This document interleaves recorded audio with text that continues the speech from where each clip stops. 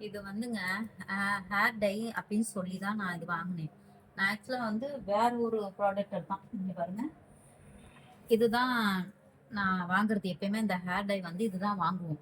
இப்போ என்ன ஆயிடுச்சுன்னா சரி, இந்த ப்ராடக்ட் இல்லைன்னு சொல்லவுமே நேம் எல்லாம் இதே தானே இருக்கு அப்படின்னு சொல்லிட்டு இது ஆர்டர் போட்டோம்.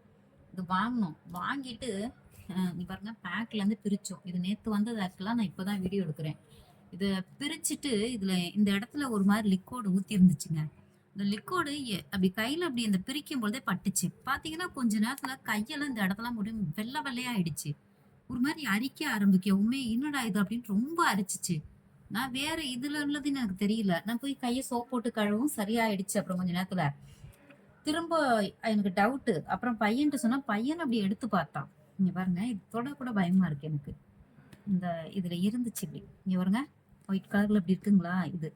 இது மறுபடியும் பையன் அப்படி தொட்டு பார்த்தா அவன் கையும் அப்படியே அரிக்க ஆரம்பிச்சிருச்சு. ஒரு மாதிரி இந்த ஃபெஃபிகால தொட்டா எப்படி அப்படியே உறிஞ்சு அப்படியே தோடலாம் அந்த மாதிரி ஆயிடுச்சு.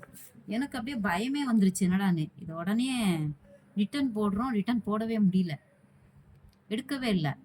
இது எங்களுக்கே டவுட். இது நீங்க நினைச்சு பாருங்க, இது கையில பட்டு லேசா ஆனதுனால சரி. இது யாருக்காவது தலையில போட்டு நம்ம ஹேர்ல போடுறோம்னு வச்சுக்கோங்களேன், பாதிப்பு எந்த அளவுல. ஏதாவது இவங்க காசு சம்பாதிக்கணுன்றதுக்காக இந்த மாதிரி ஒரு இதெல்லாம் வந்து கெமிக்கல் அனுப்பிச்சு வைக்கலாமா? அது எவ்வளவு பெரிய ஒரு இது.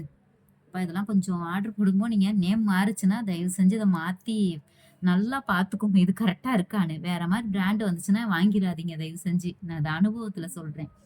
நன்றி.